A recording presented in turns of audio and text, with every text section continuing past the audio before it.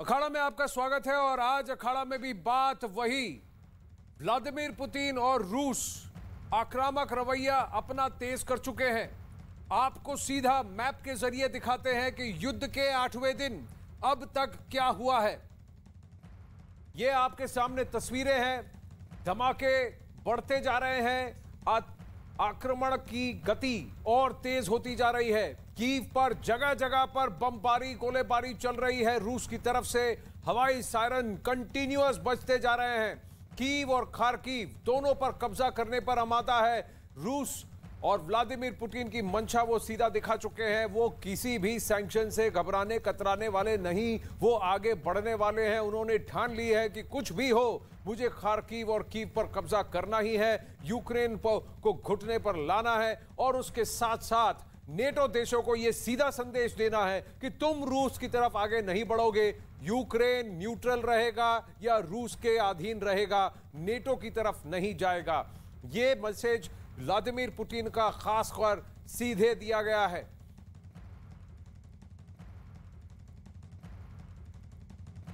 अब आपको मैप के जरिए दिखाते हैं कि युद्ध के 8वें दिन परिस्थिति ग्राउंड पर क्या है, अब तक क्या हुआ है।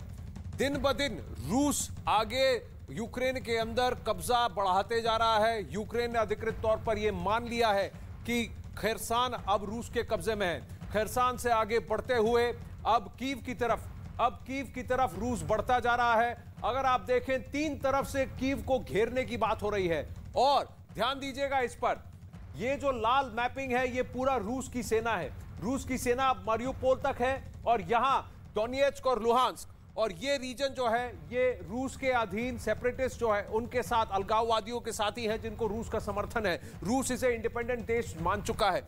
अब आप मानिए कि इस जगह को अगर रूस घेर लेता है तो यहां से भी आगे बढ़ रहा है कीव की तरफ और यहां बेलारूस और सुमी की तरफ से भी सीधा आगे बढ़ रहा है कीव की तरफ। तो चारों तरफ से इस निप्रो नदी के इस तरफ पूर्वी यूक्रेन पर पूरी तरह से कब्जा करने पाने की मंशा रखते हैं व्लादिमीर पुतिन। और इस भाग को तो खासकर यहां क्रीमिया और यहां मोल्डोवा तक इसको पूरी तरह से कब्जा करना चाहते हैं। उनकी नजर अब मोल्डोवा पर होगी, यह भी कहा जा रहा है। जरा ध्यान से देखिए इसे कि ये रूस है, ये यूक्रेन है और ये ब्लैक सी और क्रीमिया। इस पूरे इलाके पर व्लादिमीर पुतिन अब मान चुके हैं कि इसको वो घेर के रहेंगे। ये पूरी तरह से फ्लैटलैंड्स है, यहां पर कोई पहाड़ी इलाका नहीं है। तो अगर आप आगे बढ़ गए, आपको किसी ने रोका नहीं, तो आप बढ़ते जाएंगे, जगह घेरते जाएंगे और एक बार रूसी यहां डट गए तो अब वो पीछे नहीं हटेंगे। आप देख रहे हैं कि यूक्रेन का नक्शा ही बदल रहा है। यूक्रेन का नक्शा बदलने की बात पुतिन कर चुके हैं। यह नक्शा बदलेगा। कीव के बगल में ये नाइपर नदी है, इस नाइपर नदी के इस तरफ पूर्वी यूक्रेन और कीव ठीक नाइपर नदी पर ये पश्चिमी यूक्रेन। यहां पर भी आक्रमण हो रहे हैं। लीव तक आक्रमण हुए हैं, बमबारी हुई है। लेकिन इस इलाके में रूसी सेना अगर यहां से बढ़ती है कीव की ओर, बेलारूस से बढ़ रही है कीव की ओर, ऑलरेडी यहां घेर चुकी है, 5 मील की दूरी पर है इस तरफ से। सुमी की तरफ से भी बढ़ते हुए जमीन और जगह घेरते हुए, शहरों पर कब्जा करते हुए आगे बढ़ रही है रूस की सेना और कीव को चारों तरफ से घेरने का प्लान है। कीव घिर गया तो जेलेंस्की को घुटने टेकने पड़ेंगे और जेलेंस्की को पुतिन की शर्तें माननी पड़ेंगी। और पुतिन ये जगह जो वो अब घेर चुके हैं, जिस पर कब्जा कर चुके हैं, जहां पर वो काबिज है, वहां से वो हटने वाले नहीं। इस मैप को यहां से ये बढ़ रहे हैं, ये लाल रूसी आगे बढ़ने का इनका एग्रेशन है यहां पर, और यहां से यहां इस गैप को इन्होंने जोड़ दिया तो इस पूरे सेक्शन को रूस कहेगा कि ये अब रूस के अधीन जगह है, ये अब रशिया है, यूक्रेन नहीं। अब वही खार्किव में दिल दहलाने वाली तस्वीर सामने आई है। एक पत्रकार जब लाइव रिपोर्टिंग कर रहा था तब नजदीक में एक बिल्डिंग पर मिसाइल हमला हुआ, वो बिल्डिंग तबाह हो गया। ये वीडियो अब सोशल मीडिया पर तेजी से वायरल हो रहा है। ये एक वॉलंटियर है और पत्रकार भी है और ये कुछ लाइव वीडियो रिकॉर्डिंग कर रहा था और अचानक उसने ऊपर देखा और वहां से मिसाइल आ रही है, रॉकेट, और ये धमाका सीधा उसके सर के ऊपर। ये अब एक वायरल वीडियो है। ऐसे ही कई सारे वीडियोस हैं अलग अलग जगह, लेकिन ग्राउंड पर, सोशल मीडिया पर बात अलग, ग्राउंड पर जो नजारा है वो अलग। ग्राउंड पर एडवांटेज पुतिन धीरे धीरे बढ़ाते जा रहे हैं। अगले 24 घंटों के अंदर वो कीव पर कब्जा करने की बात करेंगे। अब की बात बहुत बड़ी खबर, यूक्रेन की मदद करने के लिए जर्मनी अब आगे आया है। जर्मनी यूक्रेन को देगा एयर डिफेंस मिसाइल। 2700 से ज्यादा एयर डिफेंस मिसाइल मुहैया कराएगा जर्मनी यूक्रेन को। कैसे पहुंचाएगा जर्मनी इसे यूक्रेन तक, कहां पर आकर आएंगे ये इसकी डिलीवरी कैसे होगी, कौन से एयरबेस पर और कौन से बॉर्डर पर स्थित होगा। 2700 एयर डिफेंस मिसाइल जब तक तैनात होंगे तब तक क्या रूस कीव पर काबिज हो जाएगा, खार्किव पर पूरी तरह से नियंत्रण और कंट्रोल बना लेगा। खेरसन जैसा शहर उसको तो वैसे ही वो दबोच चुका है। मार्यूपोल उस पर भी प्रेशर बनाए हुए है और कहा जा रहा है कि जल्द ही रूसी सेना यह घोषित कर देगी कि मार्यूपोल भी उनके कब्जे में है। लेकिन धीरे धीरे यूरोपियन यूनियन की तरफ से, यूरोपीय देशों की तरफ से यूक्रेन के लिए सपोर्ट बढ़ता जा रहा है। कहां यह शुरुआत 500 हेलमेट से हुई थी, अब यह बढ़कर 2700 एयर डिफेंस मिसाइल तक पहुंच गई है। यूक्रेन के एक बंदरगाह पर खड़ा एक विदेशी जहाज रूस के मिसाइल हमले से तबाह हो गया। बंगलार समुद्री नाम का यह जहाज, इस पर मिसाइल गिरते हुए आग लग गई। वहीं इस हमले में एक क्रू मेंबर की मौत की खबर भी सामने आई है। यह वो वीडियो है जहां ये तस्वीर है जहां आप देख रहे हैं, यह गिरा मिसाइल सीधा उस जहाज पर और उसके बाद जहाज में आग लग गई। एक क्रू मेंबर की मौत हुई है। ये तस्वीरें, खार्किव में भारी गोलाबारी चल रही है। फिर से खबर, रूस की सेना की भारी गोलाबारी अभी भी जारी है। खार्किव पर कब्जे की तैयारी में है रूस और पूरी तरह घेर चुका है। सिर्फ सिटी सेंटर की तरफ करीब 5 किलोमीटर के रेडियस के अंदर तक पहुंच चुका है। खार्किव पर पूरी तरह अगर काबिज हो जाता है रूस, खार्किव यूक्रेन का दूसरा बड़ा शहर है। कीव के बाद सबसे बड़ा शहर खार्किव है। खार्किव रूसी बॉर्डर से सिर्फ 50 किलोमीटर की दूरी पर है, पश्चिम पूर्वी यूक्रेन के कॉर्नर पर है। खार्किव से खेरसन तक ही नक्शा बदलने की कोशिश कर रहे हैं और पूर्वी यूक्रेन पर पूरी तरह से कब्जा करने की कोशिश कर रहे हैं व्लादिमीर पुतिन कि नाइपर नदी एक लकीर हो जिसके पीछे सारी नेटो ताकतें हो, उस तक और कोई आगे ना पहुंच सके, पूरी तरह से उस एरिया को सील कर सके, अपने अंदर अपने अधीन कर सके और उसे एक स्वतंत्र राष्ट्र या रूस का ही अभिन्न अंग घोषित कर सके व्लादिमीर पुतिन। यही मंशा बनाकर रूस ने अब अपने आक्रमण को और तेज कर दिया है। इसे कैलिबर एस्केलेशन कहा जाता है और इस एस्केलेशन को पिछले 24 घंटों में उन्होंने और ज्यादा तीव्र कर दिया है। यह बात मैं आपको बताना चाहूंगा कि भारत के आग्रह पर ही 6 घंटे का एक गैप दिया गया, एक विंडो दिया गया जहां पे भारतीय स्टूडेंट्स और भारतीय नागरिक खार्किव से बाहर निकलकर पास पड़ोस के गांव पहुंच सके। 11, 12 और 16 किलोमीटर दूर पेसोकिन, बबाई और बेजिलयुदिव्का यहां पर जाने की बात की थी। रूस ने कहा 6 घंटे का समय हम आपको देते हैं। कल रात को 9:30 बजे तक की बात थी। पूरी रात गोलाबारी, बमबारी हुई है। इधर पुतिन का यूक्रेन प्लान लीक हो गया है। पुतिन का यूक्रेन प्लान लीक हो गया है। पुतिन आखिर चाहते क्या हैं? क्या यूक्रेन पर ही रुकेंगे या उनकी मंशा और भी है? क्या इस ऑफेंसिव में वो जितना दबोच सकते हैं दबोचने की कोशिश करेंगे? यूक्रेन के रक्षा मंत्रालय ने बड़ा दावा किया है। रूस की खुफिया दस्तावेज से मिली बहुत बड़ी जानकारी है। दस्तावेज के मुताबिक रूस ने 18 जनवरी को यूक्रेन पर हमले का प्लान तैयार कर लिया था। खुफिया दस्तावेज के मुताबिक 20 फरवरी को यूक्रेन पर हमला शुरू करना था। दस्तावेज में 6 मार्च तक युद्ध चलने का अनुमान लगाया गया है। यह पूरा दस्तावेज यूक्रेन के रक्षा मंत्रालय ने दस्तावेज जारी किया। अब खबर यह भी है, बड़ी खबर, पैरालंपिक्स कमेटी का बड़ा फैसला आया है। रूस और बेलारूस के खिलाड़ियों पर अब पैरालंपिक्स में भी बैन हो जाएगा। ओलंपिक्स, इंटरनेशनल ओलंपिक्स चार्टर ने तो लगा ही दिया था कि रूस के एथलीट्स को बैन किया जाएगा मल्टीनेशनल स्पोर्ट्स प्लेटफॉर्म से, लेकिन अब पैरालंपिक्स कमेटी का भी बड़ा फैसला है कि पैरालंपियंस भी, रूस और बेलारूस के पैरालंपियंस भी अब ओलंपिक्स में, पैरालंपिक्स में हिस्सा नहीं ले पाएंगे। विंटर पैरालंपिक्स पर में भाग लेने से, हिस्सा लेने से बैन, ये ऐलान किया है पैरालंपिक्स कमेटी ने। क्या पुतिन को इन बैन से फर्क पड़ता है? पुतिन अपनी मंशा लेकर आगे चल रहे हैं। 20 फरवरी से 6 मार्च तक की अवधि पर इनका प्लान था। 20 फरवरी को इन्होंने थोड़ा सा डिले करके 26-27 फरवरी 7 दिन डिले किया, तो 15 दिन की तैयारी तो लेकर ही चल रहे हैं व्लादिमीर पुतिन। तो क्या अब 12 से 13 मार्च तक की तैयारी कर चुके हैं व्लादिमीर पुतिन और उनकी मंशा क्या होगी?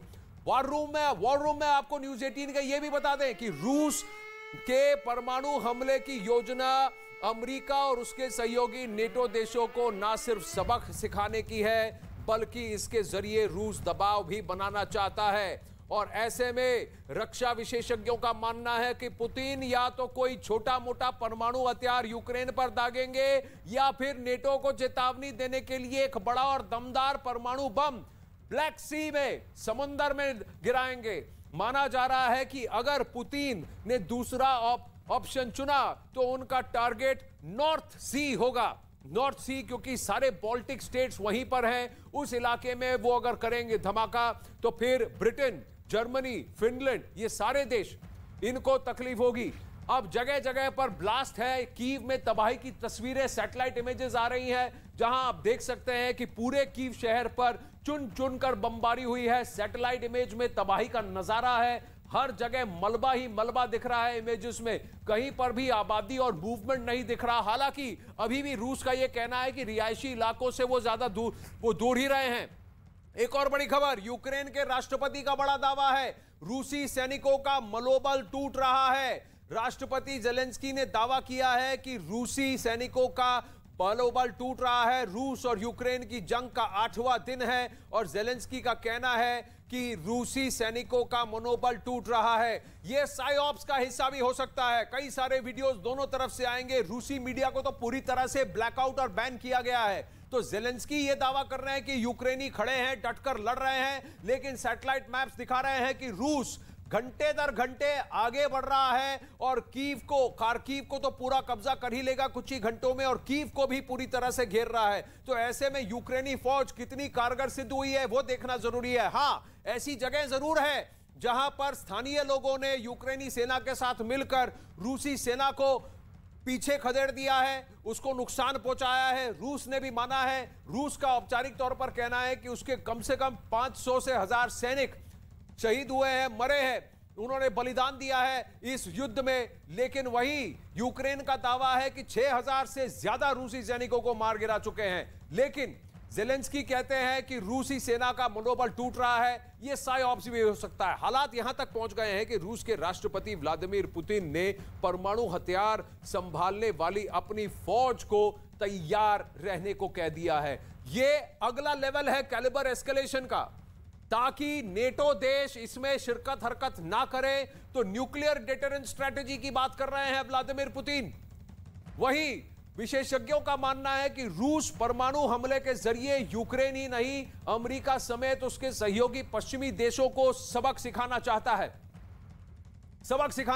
है। अमेरिका ब्रिटेन को ताकत दिखाना चाहता है रूस की, मुझे कम मत आको, तुम मेरे घर के सामने आकर खड़े हो, मैंने तुमसे कहा पीछे हटो, नहीं हट रहे हो। अब इधर शिरकत नहीं करोगे, यहां हरकत नहीं करोगे, यहां हरकत करोगे तो मैं तुम्हारे दरवाजे ले आऊंगा युद्ध को। यह कह रहे हैं व्लादिमीर पुतिन। क्या यह गीदड़ भभकी है या पुतिन जो कह रहे हैं वो करके दिखाएंगे, यह देखना पड़ेगा। अब तक तो अमेरिका ने कहा है कि हम नहीं शिरकत करेंगे एक्टिवली, बूट्स ऑन ग्राउंड हम नहीं डालने वाले, हमारे सैनिकों को हम नहीं भेजने वाले। ब्रिटेन ने भी कह दिया कि हम हमारे सैनिकों को नहीं भेजने वाले। हां, जर्मनी कह रहा है कि मैं आपको सैन्य मदद दूंगा, लेकिन सैनिकों की नहीं, सैन्य बल की 2700 एंटी मिसाइल आपको मैं दूंगा। नॉर्थ सी ब्रिटेन और डेनमार्क के बीच कर सकते हैं। वॉर रूम में यह खबर है कि यह परमाणु अटैक उस जगह होगी जहां बाल्टिक एरिया में, जहां नेटो देश हैं, और उनको वार्न करने के लिए होगी। पर क्या यह कदम अभी भी उठाएंगे व्लादिमीर पुतिन या फिर सबको जता रहे हैं?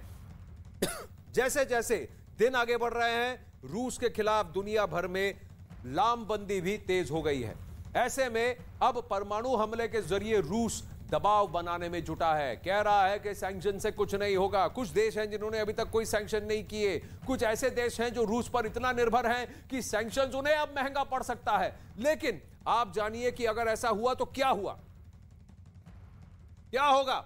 10 सेकंड में दुनिया में तबाही होगी अगर ये परमाणु रुख अपना लेता है ये युद्ध, कन्वेंशनल वॉरफेयर। 10 सेकंड में एक परमाणु बम का 1000 साल तक असर रहेगा। चेरनोबिल में सब जानते हैं एक लीक की वजह से वहां क्या तबाही मच गई थी, और 1 घंटे में करीब 20 करोड़ लोग मर सकते हैं अगर वे न्यूक्लियर धमाका भयंकर भयावह और मेगा एक्सप्लोजन होता है और इसका काउंटर भी आएगा, 10% इलाके अंधेरे में डूब जाएंगे, 2 अरब लोग भुखमरी से शिकार होंगे।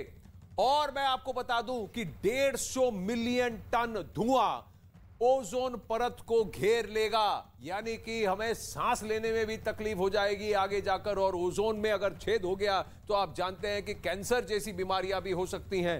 100 परमाणु बम फटे तो पृथ्वी का वातावरण पूरी तरह से तबाह होगा। क्या उधर तक यह परिस्थिति पहुंचेगी? 45% बारिश दुनिया में कम हो जाएगी, तो सब जगह जगह सूखा पड़ जाएगा, ग्रीन कवर कम हो जाएगा, 10 सेकंड में बम गिरेगा, 1000 साल तक असर रहेगा, चाहे वो इसे।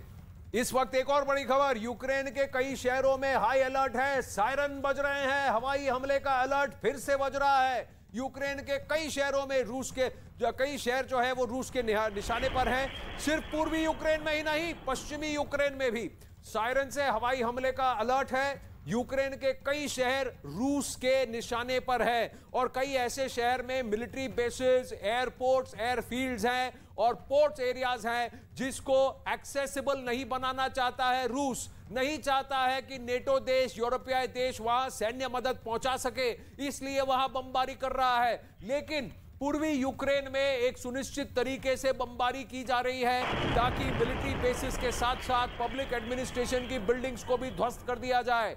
अगर सिटी का लॉजिस्टिक्स तोड़ दिया गया, काट दिया गया, तो सिटी को कब्जा करना आसान हो जाता है।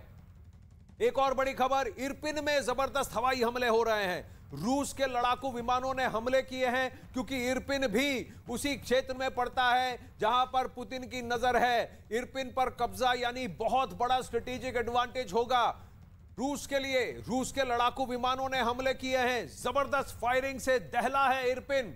और रूस ने पहले ही एंटी एयरक्राफ्ट मिसाइल्स और उनके बेसिस पर हमले कर यूक्रेनी सेना को पहले ही बहुत नुकसान पहुंचाया है। यूक्रेनी सेना भी डटकर मुकाबला कर रही है। कई जगह रूस को उतनी आसानी से कब्जा करने का मौका नहीं मिल रहा है, अंदर घुसने का मौका नहीं मिल रहा है, क्योंकि यूक्रेन की तरफ से भी रेजिस्टेंस है। लेकिन रूस की सेना यूक्रेन से कम 7 से 8 गुना ज्यादा शक्तिशाली है। कम से कम 1.5 लाख सैनिक, 1.5 लाख से 2 लाख रूसी सैनिक इस वक्त यूक्रेन के अंदर आ चुके हैं। यूक्रेन की सैन्य शक्ति भी 2 लाख सैनिक की थे। ये अब लेटेस्ट तस्वीरें आ रही है, कीव से शॉट्स आई हैं। खार्किव और कीव में धमाके, खंडर हो रहे हैं शहर। लेकिन इस वक्त ये सबसे बड़ा, ये किसी रिफाइनरी पर किया गया,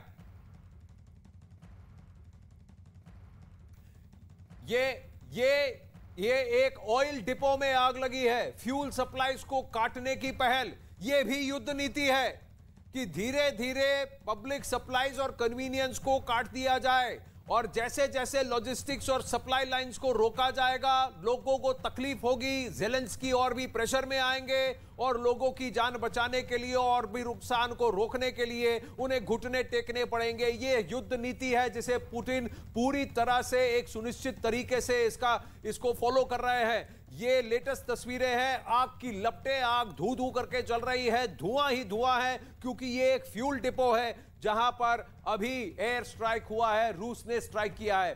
तो अगर फ्यूल सप्लाई लाइंस काट दी गई और फिर उसके साथ खाने के लिए तकलीफ होने लगी, आने जाने के लिए तकलीफ होने लगी, पानी की लाइंस को अगर रोक दिया गया, तो फिर कैसे कोई शहर में सरवाइव कर पाएगा, कैसे कोई वहां टिक पाएगा। सब पर तकलीफ ज्यादा हो जाएगी और त्राहिमाम का एक आलम होगा, जिसकी वजह से यूक्रेन पर बहुत बड़ा प्रेशर बनाने की कोशिश कर रहा है रूस। क्या वोलोदिमीर ज़ेलेंस्की, राष्ट्रपति ज़ेलेंस्की घुटने टेक देंगे? आज फिर रूस और यूक्रेन में वार्ता होनी है थोड़ी देर बाद। कल की वार्ता टल गई थी, आज किस पोजीशन पे कौन बात करेगा? ये चरनीव की तस्वीरें हैं यूक्रेन में, चरनीव की तस्वीरें जो आप देख रहे हैं।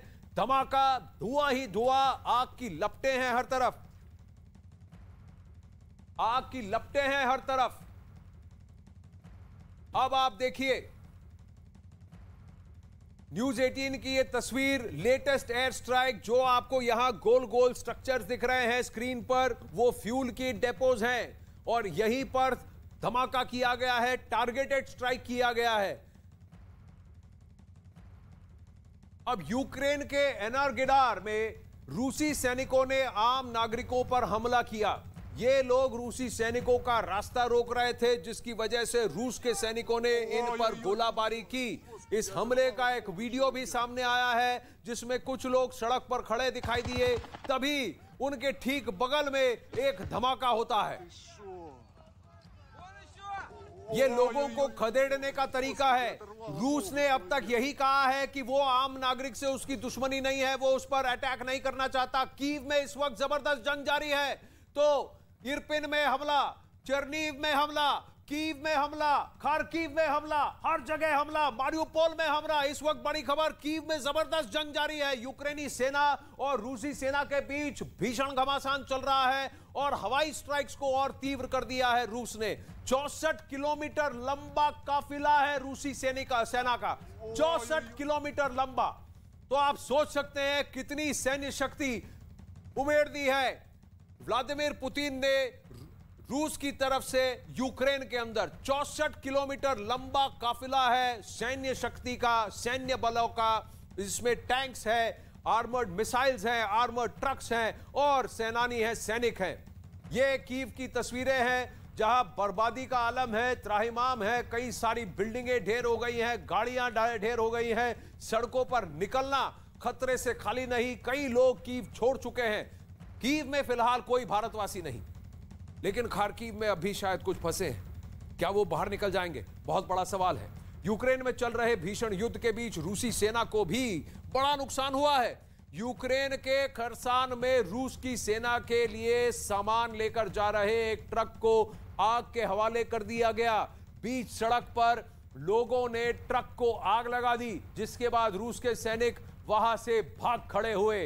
तो जगह जगह इस रेजिस्टेंस का नजारा भी हम देख रहे हैं, जहां रूसी टैंकों को, रूस की सप्लाई ट्रक्स को, रूस के सैनिकों को पकड़ लिया जा रहा है। एक वीडियो और वायरल हो रहा है जहां रूस के एक सैनिक को पकड़कर वहां स्थानीय चाय पिला रहे हैं और उसके घर से उसके माँ बाप से बात करा रहे हैं। वो लड़का कह रहा है मैं ठीक हूं और रो देता है। ये वीडियो भी वायरल हो रहा है कि देखिए, इसीलिए राष्ट्रपति ज़ेलेंस्की ने कहा कि रूसी सेना का मनोबल टूट रहा है। लेकिन रूस के कम से कम 2 लाख सैनिक हैं। एक वीडियो से क्या 2 लाख सैनिकों की मानसिकता झलकती है, या इसे साइऑप्स कहा जाएगा? यह युद्ध है, यहां सब जायज है। अब रूस की ओर से लगातार हो रहे हमलों से यूक्रेन के शहरों में तबाही मची है। एक और बड़ी खबर, खार्किव हमले में 8 लोगों की मौत हुई है। 2 बच्चों समेत 8 लोगों की मौत हुई है। रिहायशी इलाके में किया गया है हमला। तो हमले के लेवल को और तीव्र कर दिया गया। क्या ये टारगेट एक पब्लिक बिल्डिंग थी जो रिहायशी इलाके में था और जिसकी चपेट में अब आम नागरिक भी आ गए हैं? दोनों तरफ से दोनों बातें कही जाएंगी, लेकिन मासूमों की जाने जा रही हैं। इन 2 बच्चों की क्या गलती? इन 8 लोगों की क्या गलती? ये तो युद्ध नहीं चाहते थे। इनको बमों ने क्यों घेर लिया? इनकी जानें क्यों चली गई? कई सारे सवाल उठते हैं। युद्ध से किसी को लाभ नहीं होता, युद्ध से सिर्फ त्राहिमाम होता है, हानि होती है और मौत का नंगा नाच होता है, जो हम देख रहे हैं। तो क्यों चाहते हैं युद्ध व्लादिमीर पुतिन? क्यों चाहते हैं ज़ेलेंस्की कि यूक्रेनी तबाही देखें और यूक्रेन को तबाही की राह पर क्यों ले जा रहे हैं ज़ेलेंस्की? हर तरफ कई सारे सवाल हैं। रूस की ओर से लगातार हो रहे हमलों से यूक्रेन के शहरों में तबाही मची है। ताजा तस्वीर यूक्रेन के गोरेनका की है, जहां हमले के में कई इमारतें पूरी तरह से तबाह हो गई, ध्वस्त हो गई। ये देखिए, सैनिक और स्थानीय देख रहे हैं कि किस तरह से लोगों के घर उजड़ गए हैं। करीब 2.5 लाख से 3 लाख परिवार बेघर हो चुके हैं। 10 लाख से ज्यादा लोग यूक्रेन से बाहर पलायन कर चुके हैं। 17,000 से ज्यादा भारतीय यूक्रेन से बाहर निकल चुके हैं। लोगों की जिंदगी तबाह हो गई, लोगों के घर तबाह हो गए। युद्ध सब जगह सिर्फ तबाही ही फैलाता है। सैटेलाइट तस्वीरों में बड़ा खुलासा हुआ है। आइए वॉर रूम में आपको वो भी दिखाते हैं। तस्वीर में यूक्रेन की सड़कों पर रूसी सैनिकों का लंबा काफिला दिखा है। बताया जा रहा है ये काफिला कम से कम 64 मील लंबा है, यानी करीब 70 किलोमीटर से ज्यादा लंबा।